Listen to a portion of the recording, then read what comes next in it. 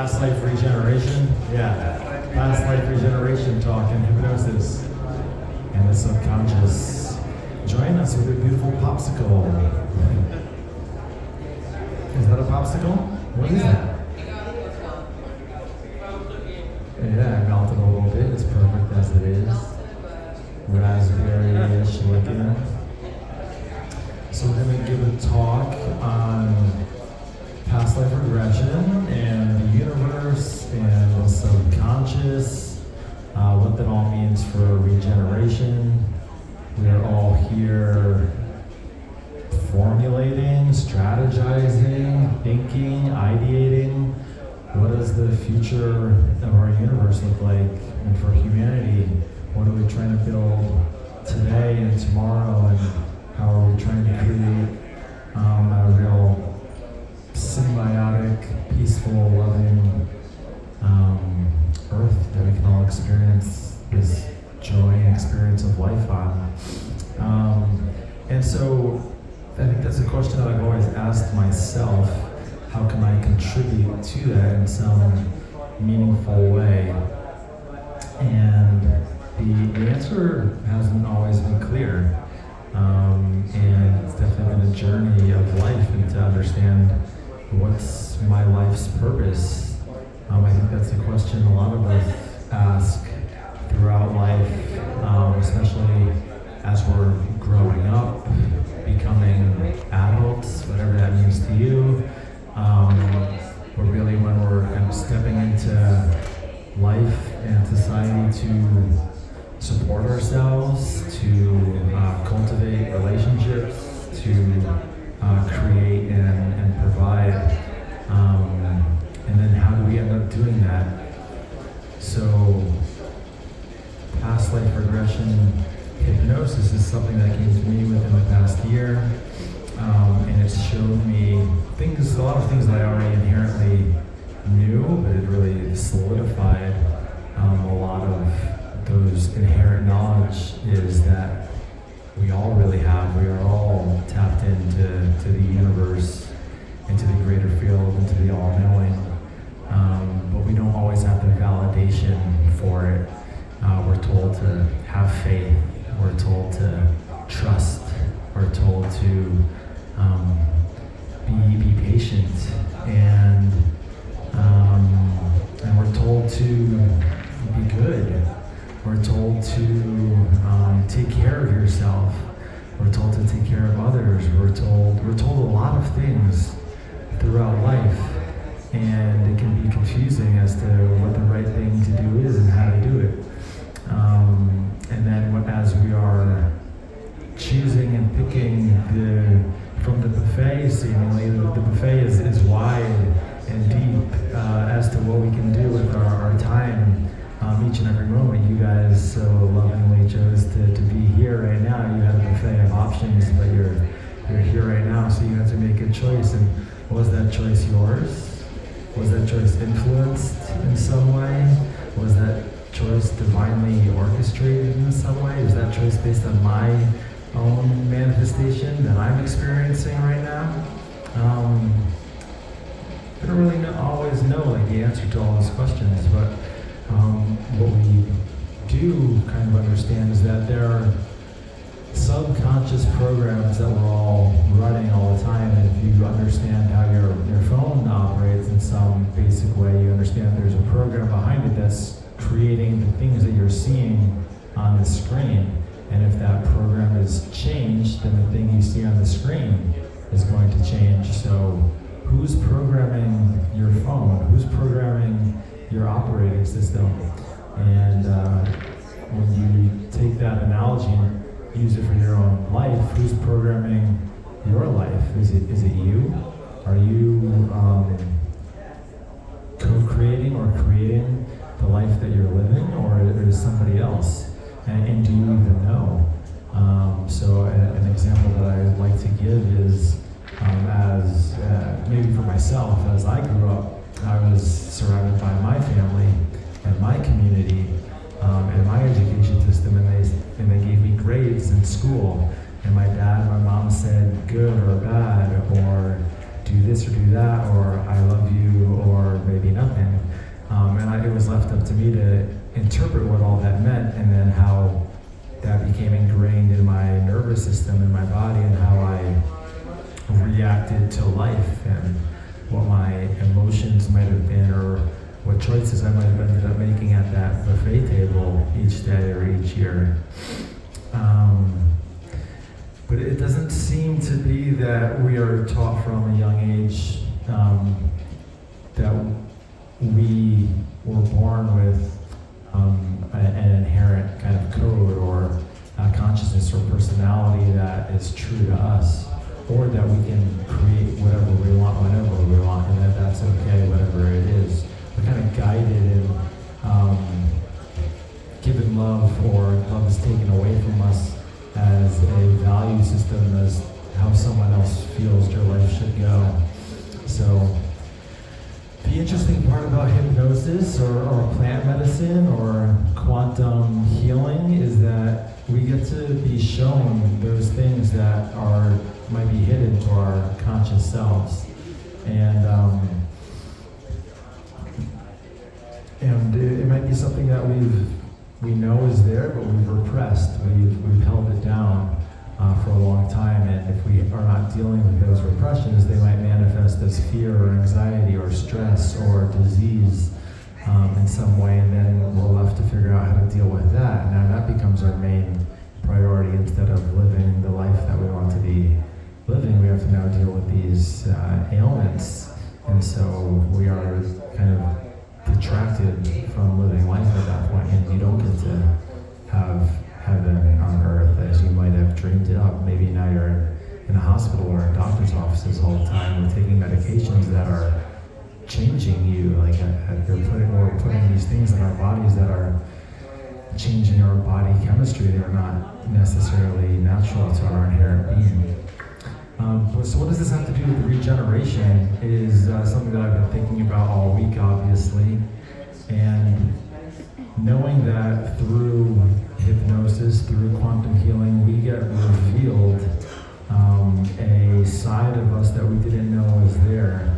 And if we are all collectively one, we're all humanity, is there a way that we can reflect on what is the purpose and the lessons of the suffering of humanity?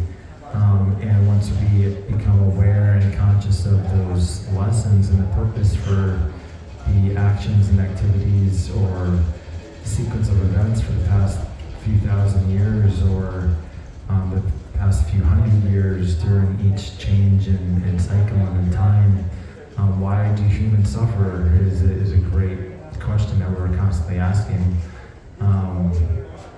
If we ask why we suffer individually, we might have a clear understanding as to what the lesson of our suffering is.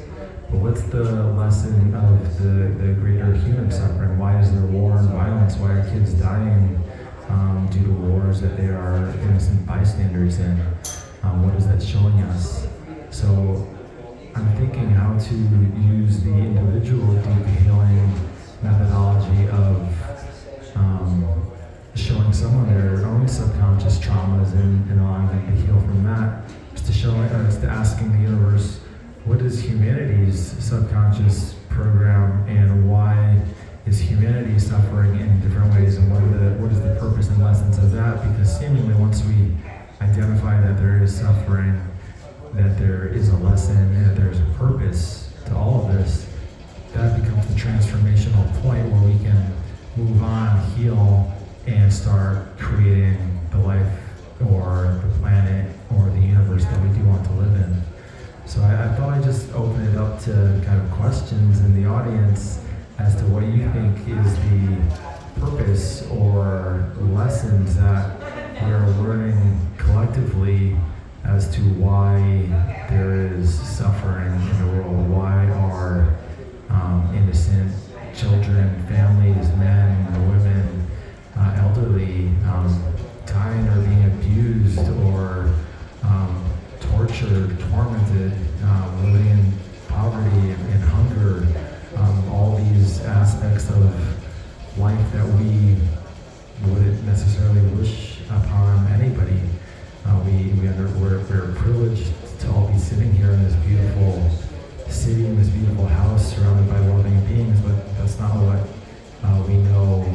true of every other human on this planet. So knowing that, I thought I'd just open it up to a conversation to see what you guys think is the purpose and lesson behind that suffering, and is there a way that we can share that with the world beyond what we're doing right here to understand collectively what's going on? How can we see the pain and the suffering, accept it in some way, love it in some way? Because if we're repressing the pain and suffering, we are never healing it. It is just getting worse and worse and more painful.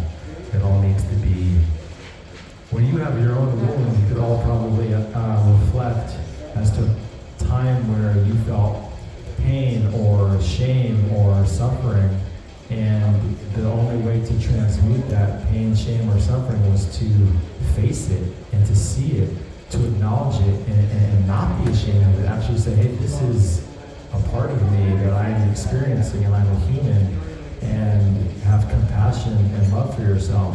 So how can we do that as a humanity? Can we do that and look at pain and suffering that's happening collectively around the world and say, I accept that, I have compassion for that, I love? Or are we going to continue to point fingers and say, you're doing this, you're doing that, you're to blame for this, does that ever work when you do that to yourself?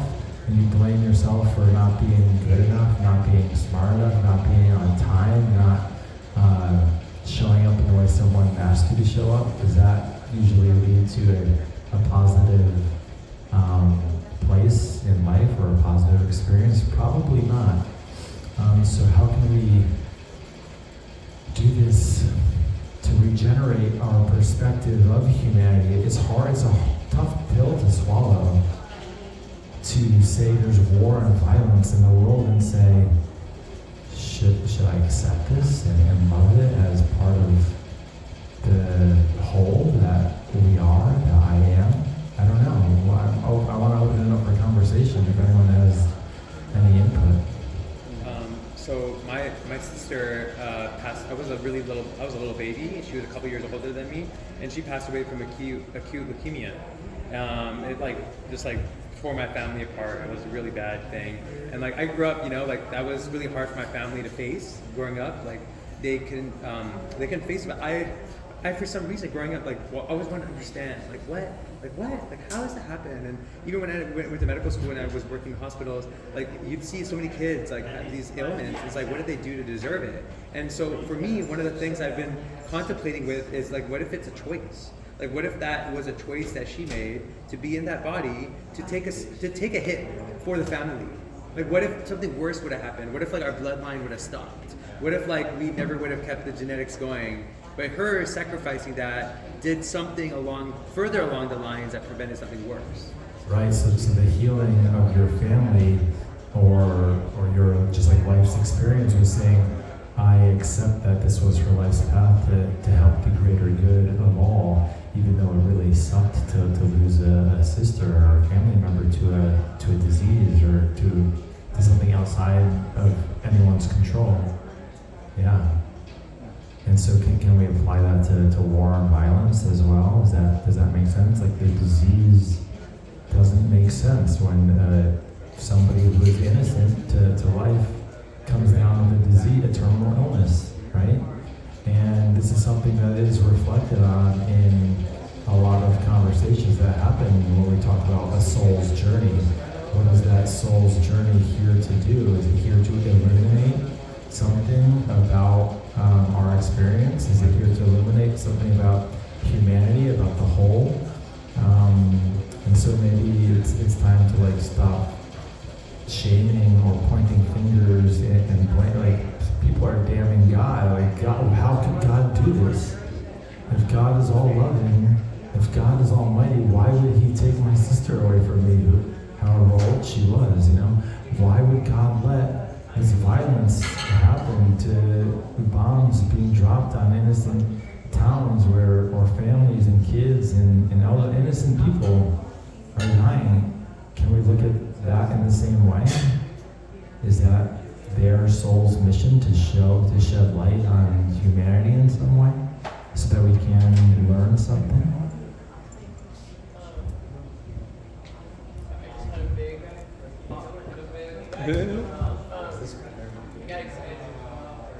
Hello. So, not really loud. Okay, just talking about suffering, I immediately thought about attachment, and we suffer because of attachment. That's like one of the principles of Tantra, from my understanding. And so releasing attachment sees suffering. And in our reality, we're attached to a lot of physical things, like just could be people, it could be anything, you know? So I think it has to do with reshifting like how we relate to things. And I think kind of just looking at it from like a bigger perspective, like societal issues and things, and that's where, I mean, that I think about greed and how people's attachment to things leads to just like this, what's the right word here? Like people that are just trying to simply survive and meet their basic needs don't have access to resources, while literally like there's people in like the 1% that have so much more than they could even possibly need. And so I think through releasing this like idea that we need more, I think we can provide for people at a larger scale. And so, but I think this requires like a massive just like shift in reality, especially considering we live in a capitalistic society where we constantly think we need more. And personally, something I've been doing is just in the next few months, I'm getting rid of a lot of my things and just reshifting like what's important, like community, being connected with nature, just reshifting everything so that one can focus more on joy and happiness versus these constructs that society has created for us, being like, oh, you need to be like working all the time, and how that's like creating suffering, and also kind of going back into like how that's manifesting in our bodies, stress, just like environmental toxins, and like that leading to like cancers. And so there's just like all these things that like society has constructed and it's leading to suffering, but how do we separate ourselves from that? That's something I think about a lot. Yeah, that's awesome. Yeah, thank you. I mean, that yeah, on the top, yeah, thank you. Yeah, the one thing that I was thinking there is that, like, even if something bad happens to us, I feel like there's so many things that seem like they are divinely ordained. Like, okay, you know, I'm living in Guatemala right now. Because I didn't have very much money, I did somewhere cheap to live. But it happens to be one of the most profound experiences. You know, and that feels very synchronistic. But even if it's not, even if that synchronicity isn't there, it's like focusing on the positives.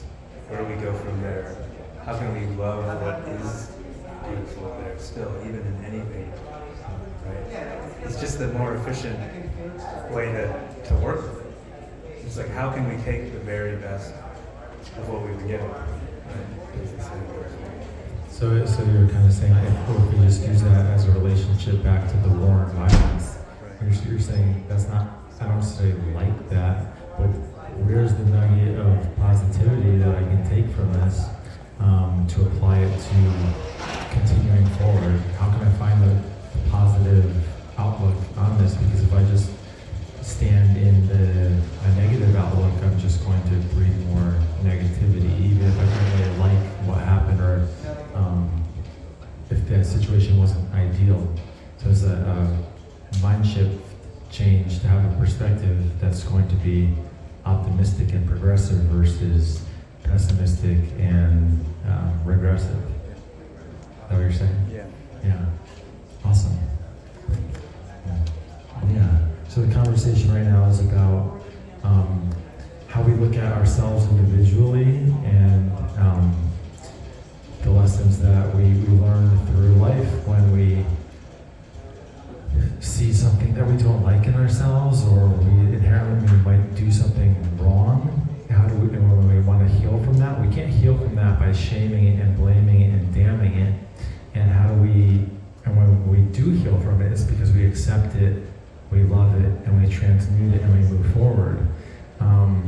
Thinking about the earth and regeneration and what we're all doing here this week, we're not necessarily thinking individually, even though we all want to create an individual, beautiful life experience for ourselves. We also want that to be collective. We want to create communities that are beautiful. We want to create an earth that's beautiful and loving. So the conversation's been around war and violence, or things on a humanity perspective, global perspective. When we look at those things, are we mature enough yet as a humanity to say, okay, that's happening, and that if I keep damning it and pointing fingers and blaming, is that the way to get the message across to start to create healing and start healing, or do we have to find some way, find compassion and understanding and care and love for even those really awful moments? And like Indy was saying before, he gave an example of how his sister was taken away from his family at a really young age from cancer, and the only way that the family could really move on was to say, okay, she was here to teach us X, Y, and Z, not to damn leukemia and say, fuck you, God, like how can you take our child away, our sister away, our family away? So wanting to understand how we move forward as a humanity, as a species, so that we can move past the war and violence by accepting it and loving it. That's just what's come forward for me today, yeah.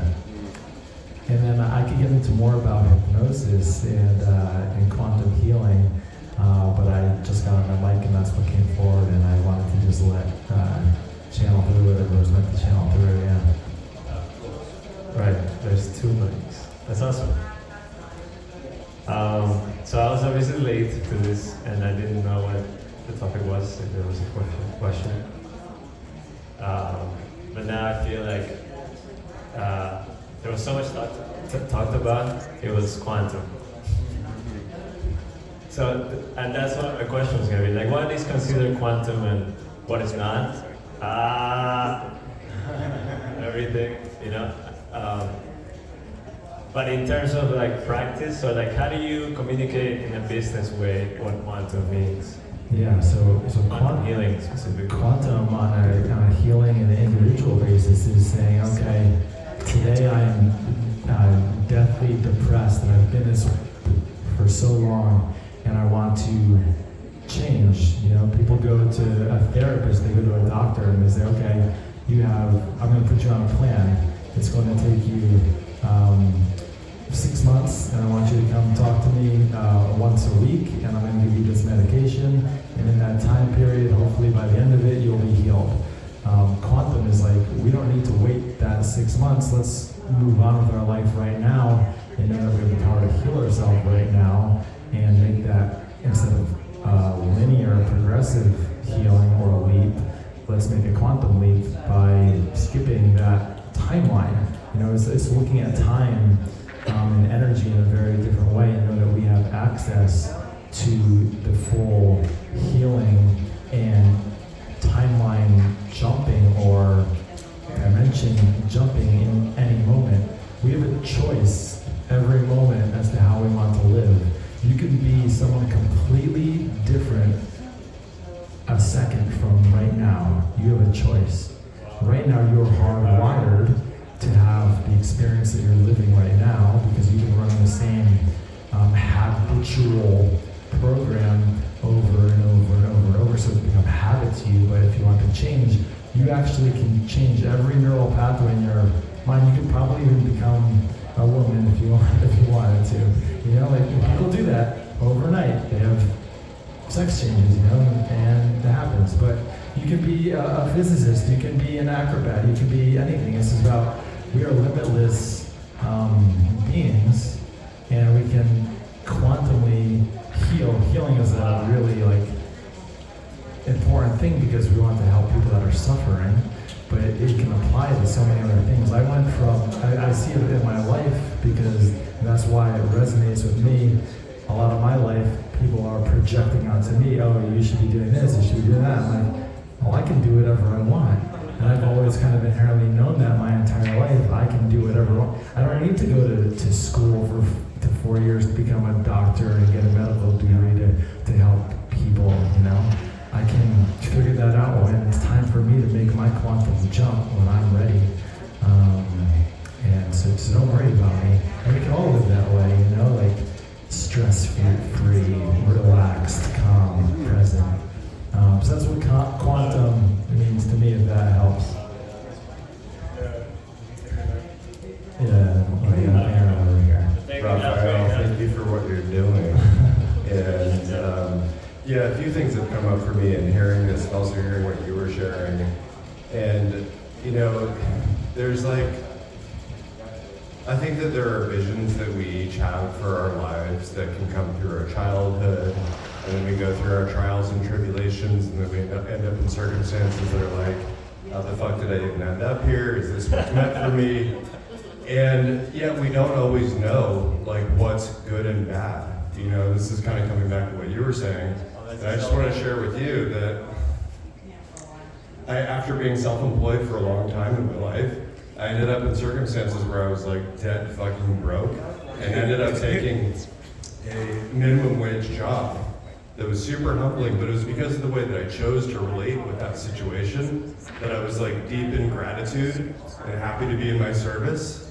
And one day, a young software engineer, I'm working. This is also an opportunity for me. This is an opportunity for me to heal something too that happened earlier, where I was like on the mic and I'm not used to being on the mic, and I got all fucking nervous and I was like, my breath.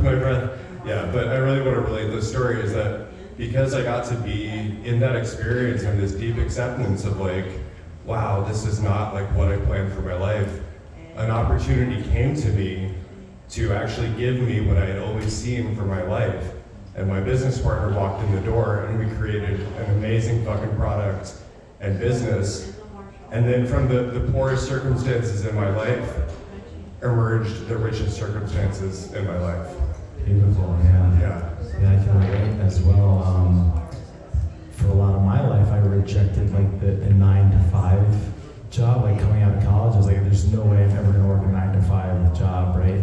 I'm not gonna be a slave to society. I'm not gonna work for someone else in that way. And I resisted, you know, until I was 28. I was like, up until I was 28, I just wanted to have foreign experiences that were expansive, that were introducing something new to my horizon.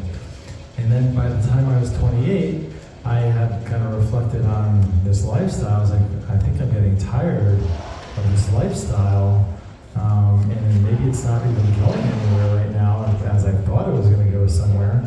Let me try a 9-to-5 job. And because at this point in my life, that is a foreign experience to me. So I opened myself up to looking for a 9-to-5 job.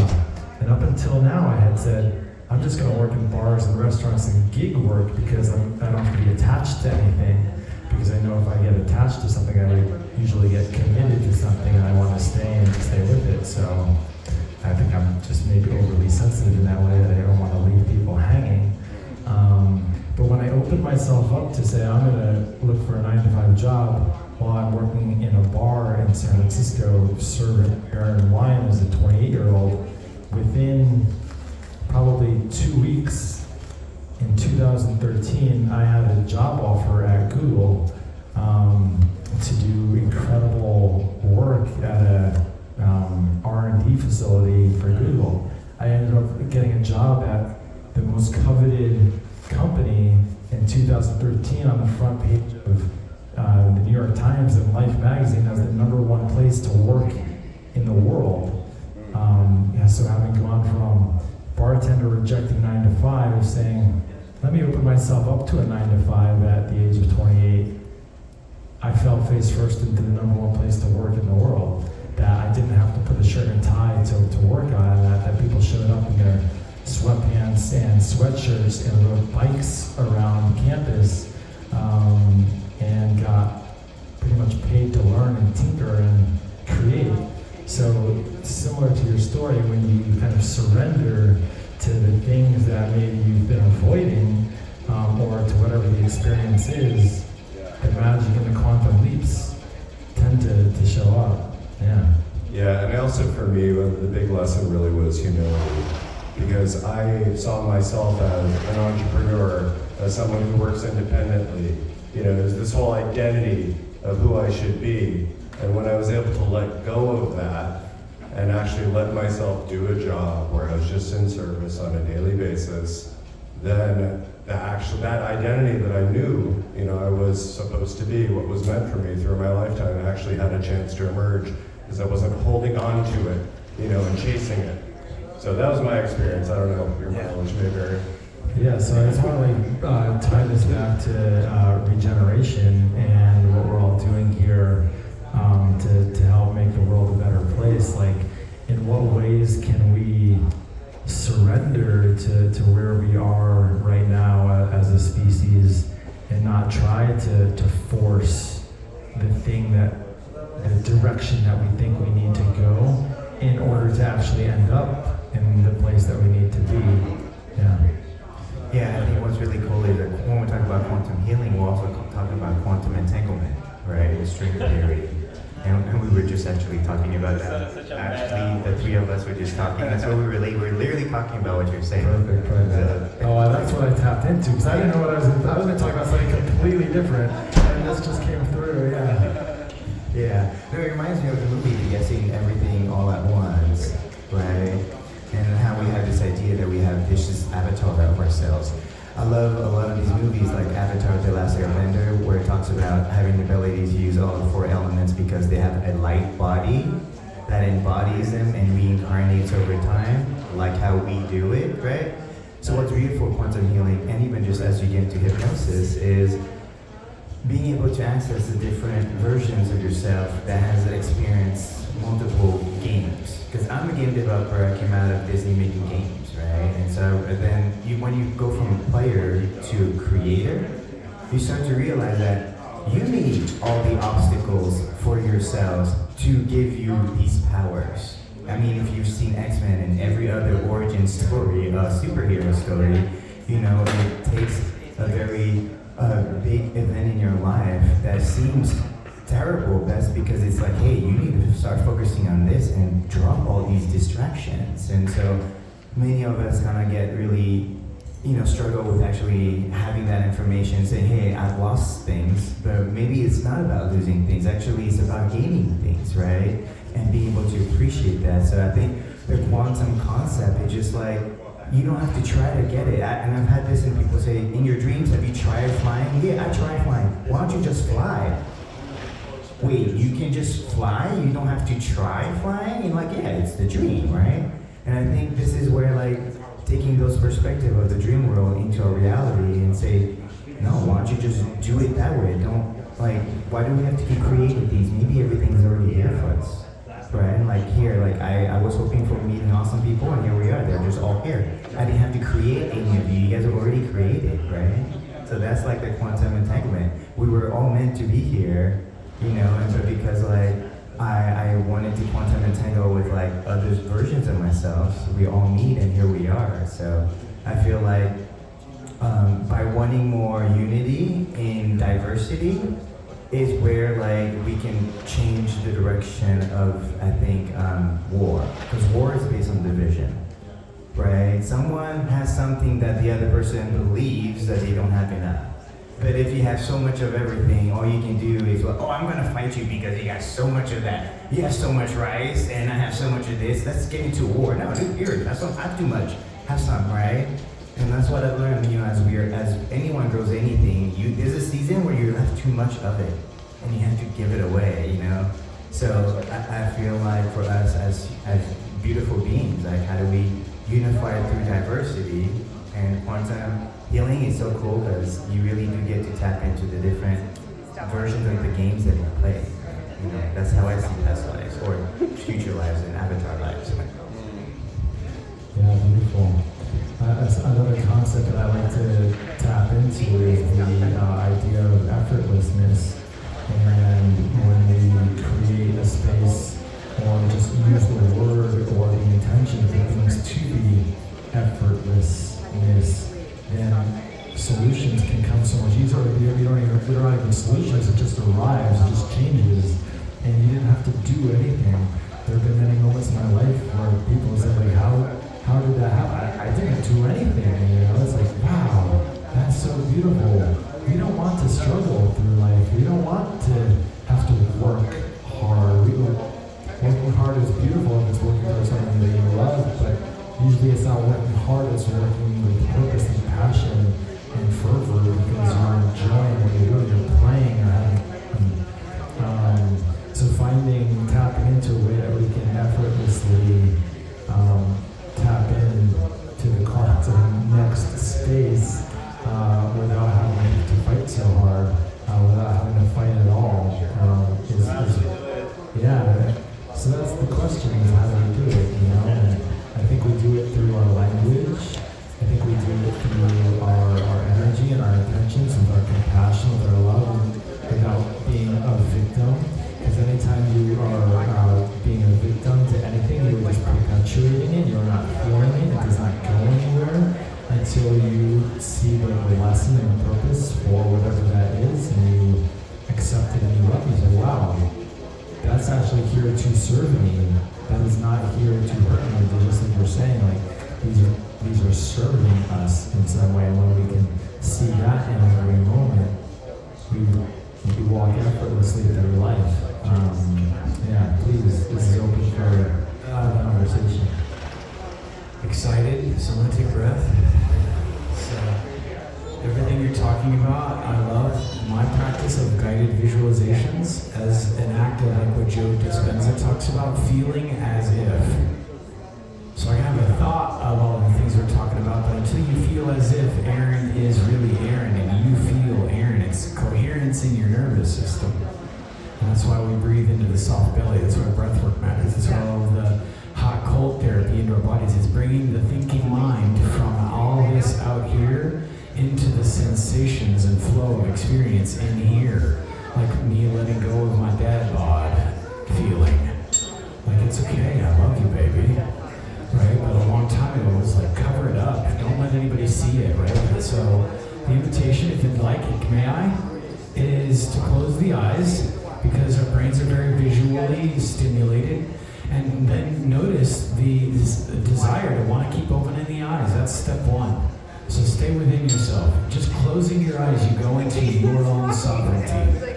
And now you're with my voice. So just trusting that you can choose to follow what I'm offering in your own way, however you want. If you think what I'm inviting you to is stupid, drop it. Keep going to whatever you want. You don't have to. You can just stay in and analyzing me. But I invite you into this magical, beautiful space of your breath.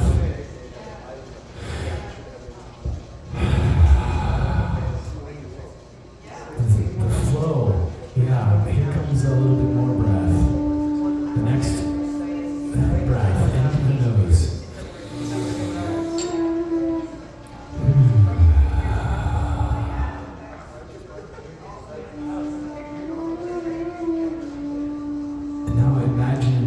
That sensation of your butt in your chair. And now imagine you're sitting in a cave in front of a fire. And you notice other people sitting around that fire with you.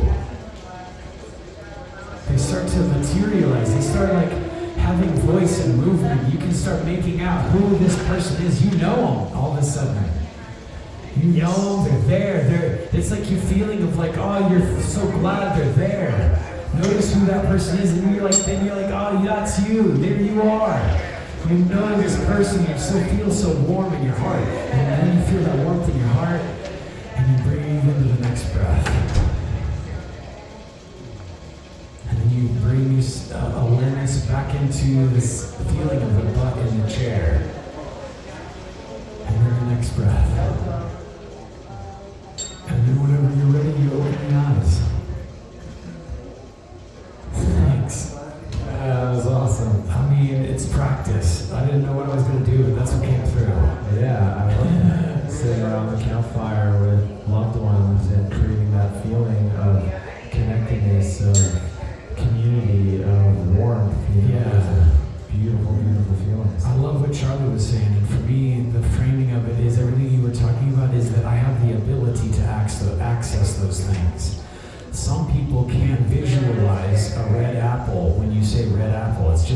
their physiological makeup. That's a rare thing, though. Same thing with feeling your feelings. Yeah, I'll shut up. Thank you. Oh, it's called synesthesia. Yes, and there's also there's a bunch of all sorts of cool things. Yeah, But just because you can't picture the apple doesn't mean that you can't visualize it. You can use your imagination. You can see it right now. Everybody knows what a red apple. You can keep your eyes open. There's no red apples here, but everybody knows what a red apple looks like.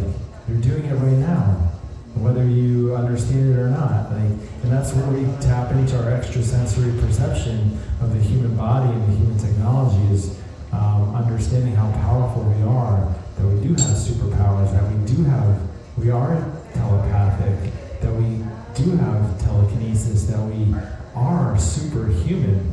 We've just been kind of dumbed down to just think that we need to understand multiplication tables and calculus and trigonometry, and we've been disconnected from our human powers because what I see during sessions of quantum healing hypnosis, we are all connected to everything. When someone is in a trance state and their ego and their conscious mind takes a step aside, we are all connected to everything that's ever happened in this universe, every morsel of information, the same way that my conversation that I just started to, I guess, probably channel is the same that you were channeling over there, is because we were all connected and it was a stream of information that was coming through. I don't know where it came from, it just happened. But we can practice and cultivate our human body technologies and maybe, I know there's a lot of emphasis on like AI and technology here, but I would ask that we keep an open mind to maybe not leaning on AI to be the answer for everything and start to think, where is that power inside of me? How can I show up as that almighty, super powerful human intelligence or divine intelligence? Let's start using the language of divine intelligence, just as much as we're using AI in language and in conversation today. Let's balance it out and remind that each and every one of us in every moment that we are divinely all intelligent, and remember that and cultivate it at the same speed and pace that that communities and investors and businesses are trying to harness the power of AI for, I don't know, for power, for greed, for money, for why are they doing that? To be more effective, more efficient, more of this, more of that, more disconnected, I kind of think, from ourselves. Yeah. May I? Please, yeah, this is an open conversation. If anyone else wants to chime in too, please, yeah. Brother, you know you're speaking my language about our superpowers, our real human innate capabilities, and that's a big part of what I aim to help people cultivate with our app. I don't know if you guys are aware, this is no exaggeration. In China right now, children are being trained to be able to read off of a specific page, in a specific book, on a specific shelf, in this library that they've never seen. They can literally read word for word. I'm not against AI, we're building AI into our app, but we have, through our non-local consciousness, access to every bit of information in the universe, in the past and in the future. And of course, we're all co-creating all of it together and things shift, but we actually can access everything. And the way that psychokinesis actually is trained most effectively, being one of our superpowers and actually something that's related to prayer, is through the power of love and through the unity consciousness. And so this kind of comes back to regenerating the world. How do we do it? And there's all this conflict happening. And I think that the model, the way that we've been doing it, is we're all acting out of fear.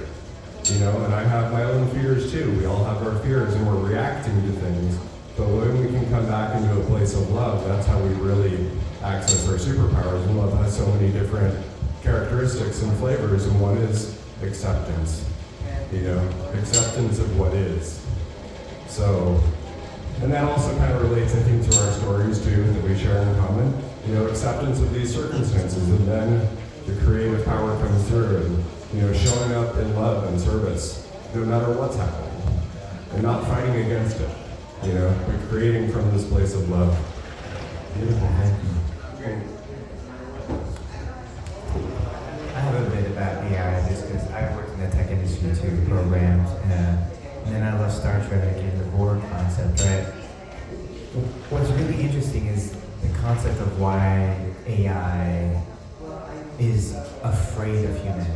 Because it has the ability to create versus AI is only actually replicating what it has absorbed. And that's the whole concept of the Borg.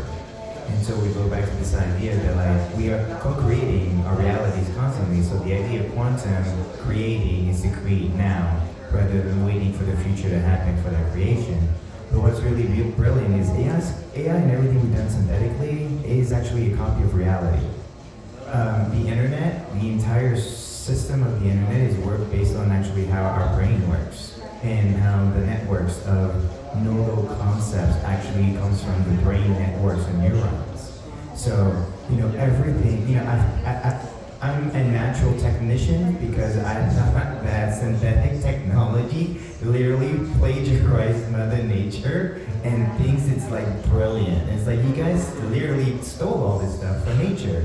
Nature itself is already the most brilliant programming code of natural concepts of spirits, and I think for us it's quantum is another way of saying, welcome back, we're in magic again, and let's use magic. We've been talking about Harry Potter's or whatever magic or powers that we believe in is because, we've been suppressed into believing that's science fiction and not necessarily real fiction for a lot of us, right?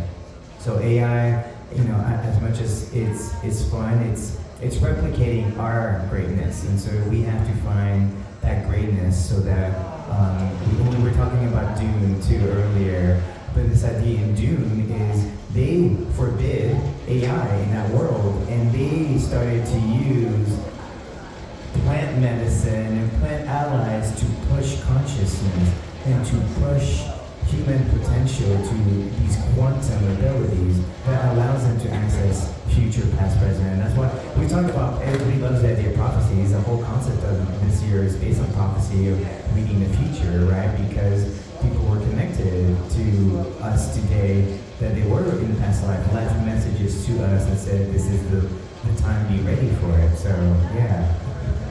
I also think multi-dimensionally, besides just past lives, that future lives, if there's no such thing as time and everything's happening now, that we're also here from our own futures, saving ourselves. We're our own heroes coming in from the future because we can forecast and understand the timeline that we might be on. One last thing I want to wrap up with is that things that come through the past life regression hypnosis that I'm doing is people show up to me with debilitating fears or severe blocks in their life, and that's why they go do a past life regression hypnosis with someone. They don't do it because their life is running smoothly and perfectly. No one steps out of their line of what they're doing when life is ho-hum and dandy. They do it when there's a conflict or something that needs to be healed or addressed or seen in some way. And people can be scared of that. It's not necessarily something that people just walk into saying, I'm ready. People can be nervous about what's going to happen. And what I've learned through all this is that there is a higher power here. I call it, and within the practice we call it the subconscious, that knows everything, that knows what the client needs in this moment. It knows what I need in this moment. It knows what I can handle in this moment. And it knows what the client can handle in this moment. And it knows that everything that it's showing us is for our greatest good in every moment. And if we can look at life that way, to understand that we're all always experiencing exactly what we need in exactly every moment, that we are being guided to our highest timeline. Just to be aware, be observant, look around and reflect on your day at the end of the day and say, what happened today? And how can I understand the lessons that I learned today, and not just forget them, because we all want to grow, we all want to evolve, we all want, that's gives us joy and excitement and passion for life. It's not when we're just doing the same, even if today we did the most amazing thing, if we did that same amazing thing every day for the next 365 days, by day like probably 4, we'd be bored of it. It's not exciting anymore. We get excited by growth. We get excited by evolution. We get excited about creating. So yeah, I just encourage everybody to find a moment to reflect as much as you can. Don't get stuck in reflection. We all want to be in the flow and joy of life in that way, but think back as to what happened today or yesterday, and what was that showing you, and what can you learn from it, and how can I not be ashamed of what happened, but invite it in, and understand it and learn from it, and try something different tomorrow of what you did yesterday. Didn't feel good, didn't sit well with you. And I think humanity can do that as well. I think we're all doing that. So we're all perfect, you're all perfect. Thank you all for being here. Yeah, this has been a great week. Surrounded by beautiful people. And it's such a privilege to share time and space with you guys. Thank you. Thank you, everyone. And this concludes the Wellness Symposium. Yeah, big up to Charlie and Indy for holding down the wellness pavilion all week. Yes, thank you, everyone. Thank you, everybody. Hope you guys all learned something. We also want to thank all of our wellness and the perimeter here. We got Anthony, Robo, we got Kim, and a few more people. So come check them out. We'll be here again tomorrow because I know if all of you guys have been in conference all week. You guys probably need some body work done and some wellness done. So this place will be all wellness. So come and check out anyone who can kind of help you regenerate. Share your gifts too. Or share your gifts. We'll open it up, come over here, and we'll just do a little busking section for you.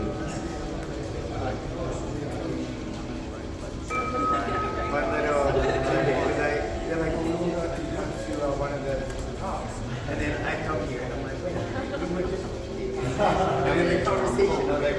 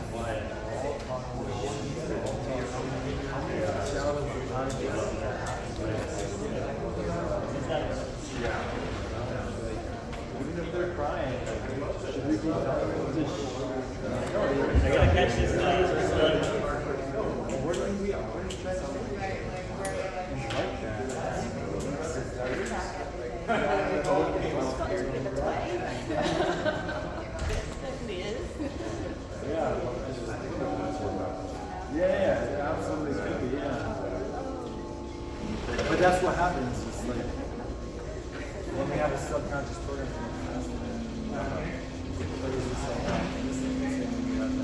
yeah. I'm glad you grabbed the mic in the other room and here, and then you accepted where you were and instead of like, I had to. I was like about to lose my words. It's interesting because I didn't have that same experience. Oh really? Yeah. I was hiding it well. Yeah, you did. That's funny. I think we all often think that we're showing up a lot worse. I'm very sensitive to it. I can always hear it. Yeah. So when it's starting to shake, and I can hear that in myself. So maybe I'm like more self-conscious about it because I'm so aware. Yeah. That was my days. Great. Yeah. Really good. Seems super common with